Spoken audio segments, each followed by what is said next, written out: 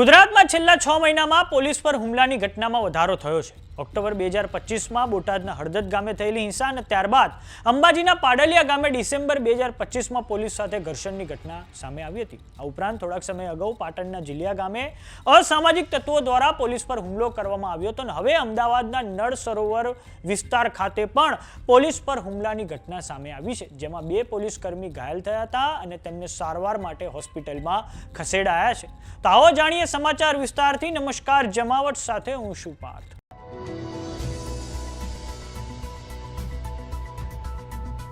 ગુજરાતમાં જાણે અસામાજિક તત્વોને કાયદોનો કે ખાખી વર્દીનો કોઈ જ ડર રહ્યો ન હોય તેવો ઘાટ સર્જાયો છે।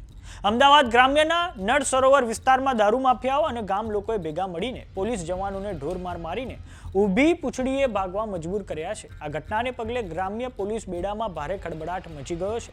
પોલીસ પર થયેલા હિંસક હુમલા બાદ વધારાનો પોલીસ કાફલો ઘટના સ્થળે રવાના કરવામાં આવ્યો હતો।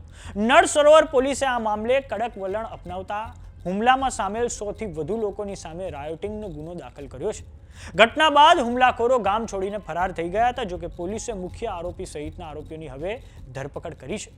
થોડાક સમય અગાઉ નળ સરોવર પોલીસને બાતમી મળી હતી કે દરજી ગામે મોટા પાયે દારૂનું વેચાણ થઈ રહ્યું છે। આ બાતમીના આધારે જ્યારે પોલીસ કાફલો દરોડો પાડવા પહોંચ્યો ત્યારે અચાનક ગામમાં મોટી સંખ્યામાં લોકો એકઠા થઈ ગયા હતા।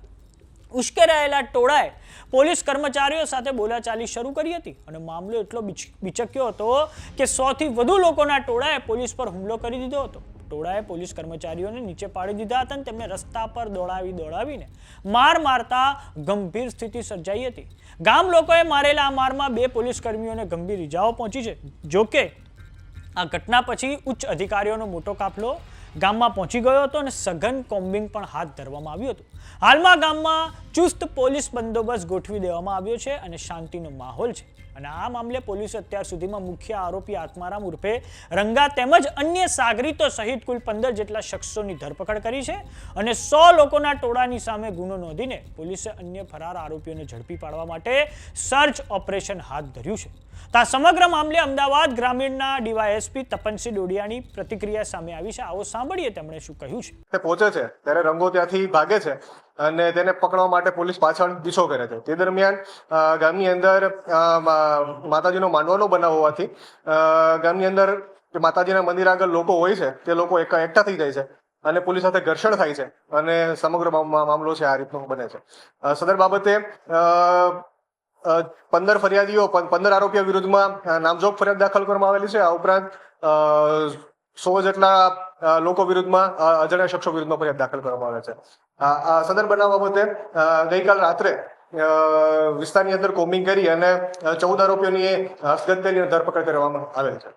તો થોડાક સમય અગાઉ પાટણ જિલ્લાના જીલિયા ગામે પોલીસ પર અસામાજિક તત્વોએ હુમલો કરી દીધો હતો, જેમાં પોલીસ જ્યારે ભાવેશ રબારીના ફાર્મ હાઉસ ખાતે પહોંચી અને આ પછી 18 જેટલા અસામાજિક તત્વો પણ ત્યાં પહોંચી ગયા હતા અને પોલીસ પર ખૂબ મોટા પાયે હુમલો કરવામાં આવ્યો હતો। ત્યારબાદ પોલીસે ચાણસ્માની બજારમાં 18 યુવકોનો વરઘોડો કાઢીને ઘટનાનું રિકન્સ્ટ્રક્શન પણ હાથ ધરવામાં આવ્યું હતું।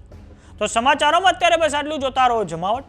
જો તમે અમને યુટ્યુબ પર જોઈ રહ્યા તો સબસ્ક્રાઇબ કરો, જો તમે અમને ફેસબુક પર જોઈ રહ્યા તો ફોલો કરો, સાથે જ અમારી વોટ્સએપ ચેનલ આવી ગઈ છે, જોઈન કરવાનું ના ભૂલતા। નમસ્કાર।